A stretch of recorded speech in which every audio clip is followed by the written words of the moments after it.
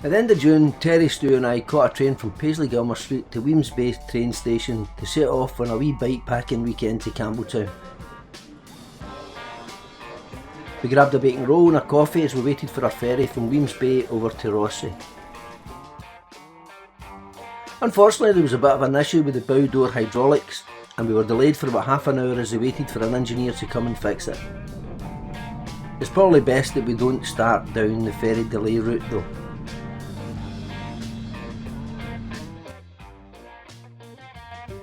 Our first leg was a pretty one as we covered the 9 miles skirting the water from Rossi to Rubberduck, and with the predicted rather strong southerly we would have a tailwind to help us along. These are beautiful houses, isn't they?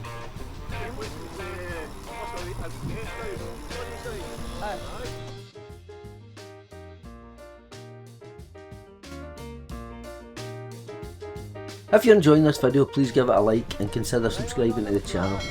If you'd like to cycle any of these routes, you can download the GPX files by following me on Strava or commute at Douglas Gilligan RACC or at Specialised Doug respectively.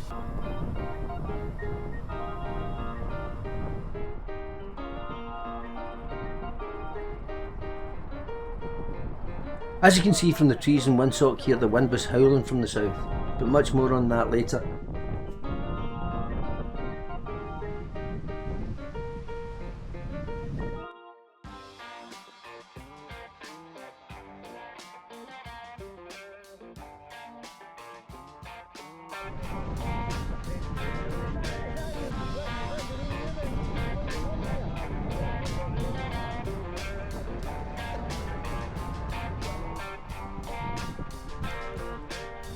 As we left Collintrive and headed up Loch Rule, we still had a tailwind.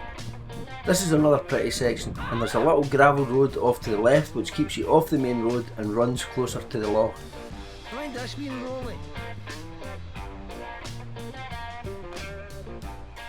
As we made our way towards Tunnabruach, there was another wee scare over the winds potentially affecting the ferries.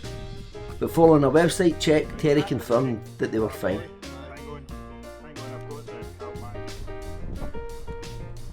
We passed a couple of Italian lads here who were bike packing just before the rain came on, during our climb up to the Kells Butte viewing point.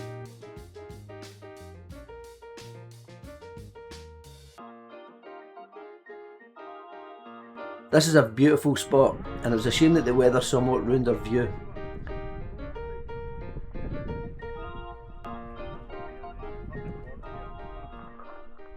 We were heading down to Campbelltown where we'd booked the Campbelltown Backpackers Hostel for a couple of nights. On previous wee adventures we have mostly carried tents and camped and once spent the night in a bothy. So having a bed, a roof over our heads and access to a shower of an evening should be positively decadent by comparison. If using a hostel, can this still be termed bike packing or is it bike touring? Is bike packing purely only if you're sleeping under canvas? I'm sure this will divide opinion and some of you may well be shouting at YouTube watching this.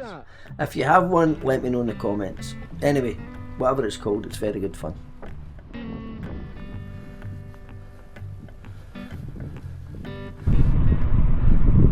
This was just left Tunnabruach, heading for the next ferry, the last one of the day.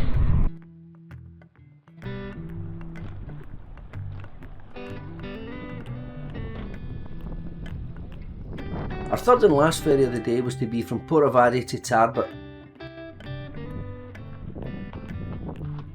The strong southerly wind would make our passage across Loch Fyne somewhat rolly.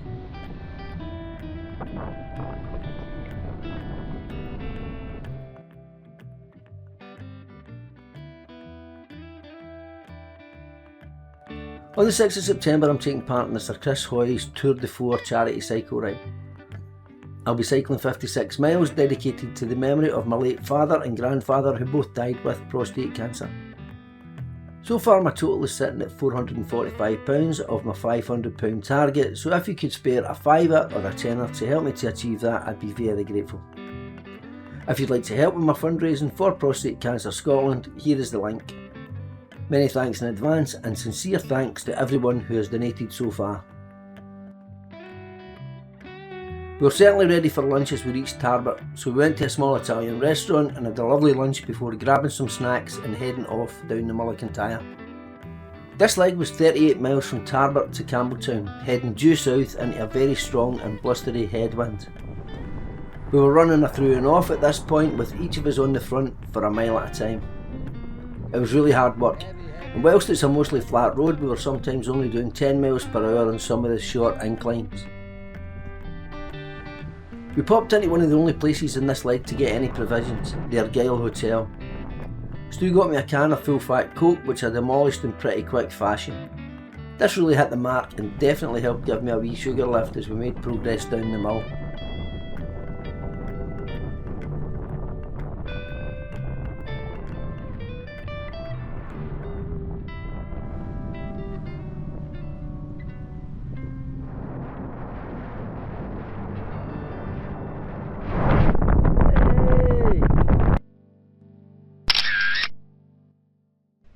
We arrived at the Campbelltown Backpackers Hostel, got ourselves showered and headed out for a bite to eat.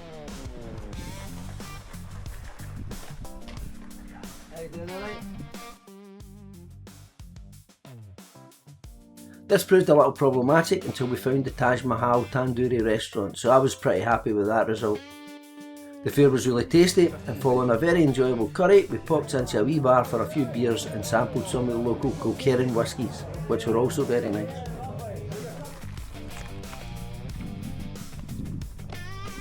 We awoke to a lovely sunny day for day 2 and set out through the town and past this lovely Art Nouveau cinema house, which was just along the road from the Indian that we'd eaten in the night before.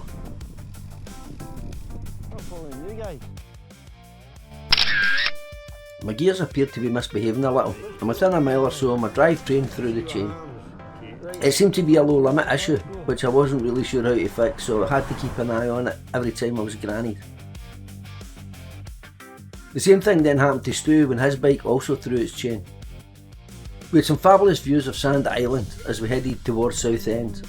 This island is currently owned by a Swiss businessman who bought it for £2.5 million in 2009. It's commonly locally known as Spoon Island due to its resemblance to an upturned spoon.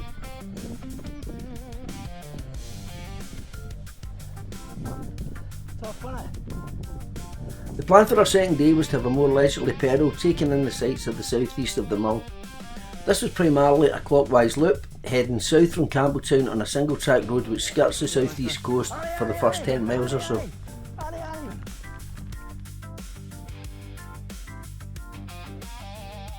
This is also a lumpy route with 4 or 5 rather cheeky steep climbs.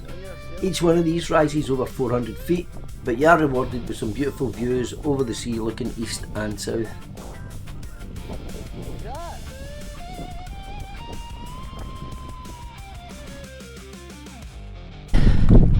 Second day, ride out to Southend.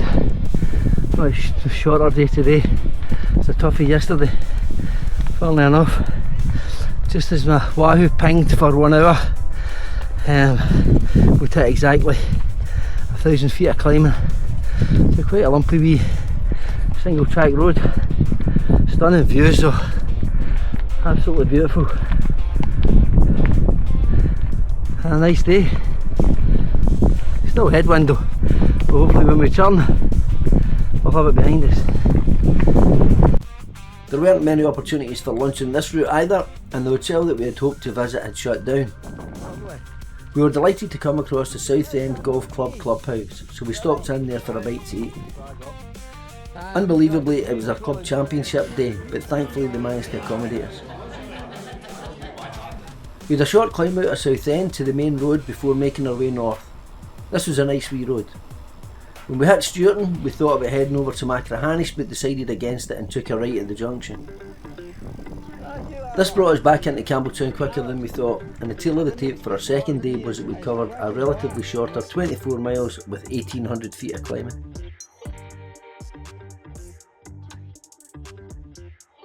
The hostel was very clean with a 10-bed dorm and a 4-bed private room. The kitchen facilities are good with all you need, and the toilets and wet rooms are very functional with loads of hot water. We'd paid £24 a night for the accommodation, and the ferries totalled £19.50.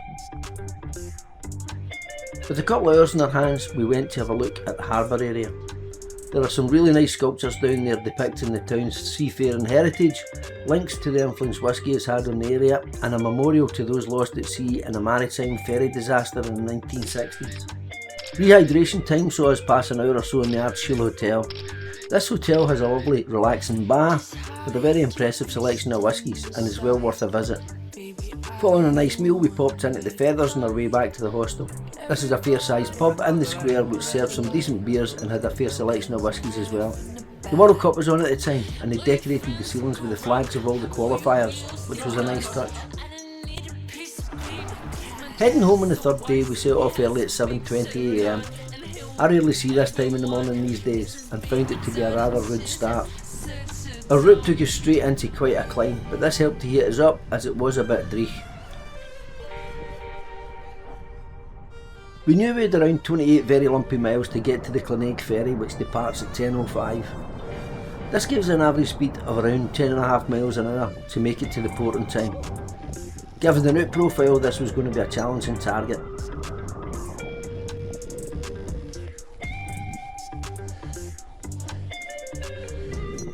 Whilst we'd suffered into the southerly wind on the way down the west coast of the Mull, we didn't seem to get an equivalent benefit from the southwesterly on the way back up the east coast of the Mull on the Carradale road. This is possibly because it's more sheltered than the exposed west coast road.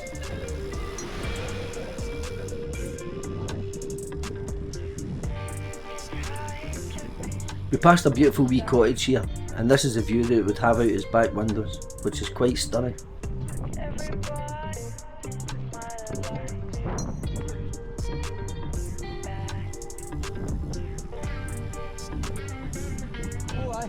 Good lad, cheers buddy. Fellow cyclists mate, alright? There are a couple coming, cheers. Thank you. One more. It was getting perilously close to 10 o'clock as we crested the hill above Cloneg, and it was very comforting to see the ferry close to the shore, especially once we confirmed that it was in fact arriving and not leaving. We knew that we'd set ourselves a challenging target to make it, but didn't think that we'd run it quite so close. Well done, son. Good work. Well done, Stu. Well done, son. That was tough, man. Oh, wow.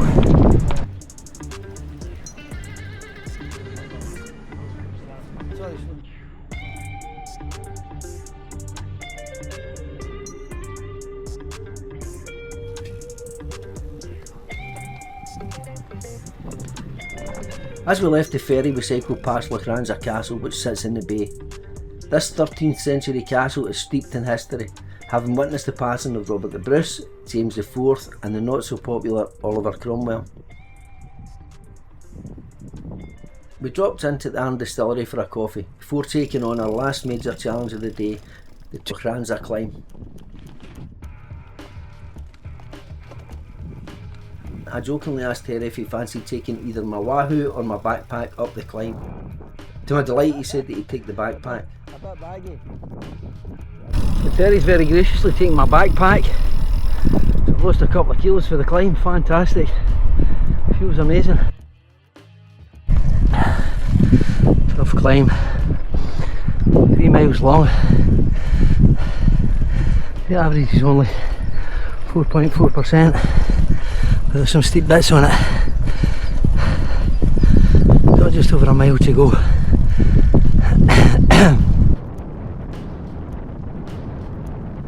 Once you crest the climb, there's a really enjoyable 2-mile long flowing descent. I get tucked in behind Stu here, and it was nice to not really have to push the pedals for a bit.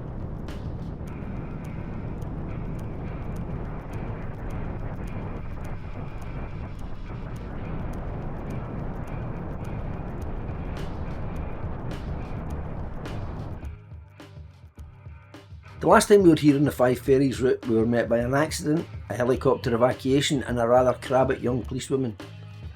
Thankfully there was no sign of either on the day. An absolute warrior. We've just over there on the right. On the way around the north coast towards the ferry at Brorick, you pass through a wee hamlet called Corrie. This is a very pretty wee place and was a pleasure to see.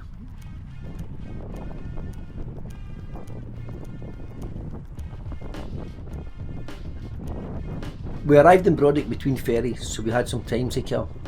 The beer garden at the Douglas Hotel provides a lovely vantage point to view the next ferry arriving, so we popped in for a refreshing pint. This was a very enjoyable wee 3-day adventure, and the Mull of Kintyre is well worth visiting by bike, but it's not flat. If you're planning on heading down there, pack your climbing legs and pick dates when there isn't a howling southerly wind.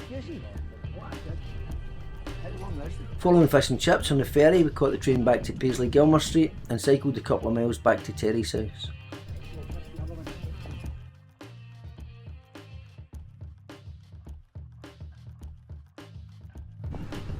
So the big question is it bikepacking or bike touring? You decide.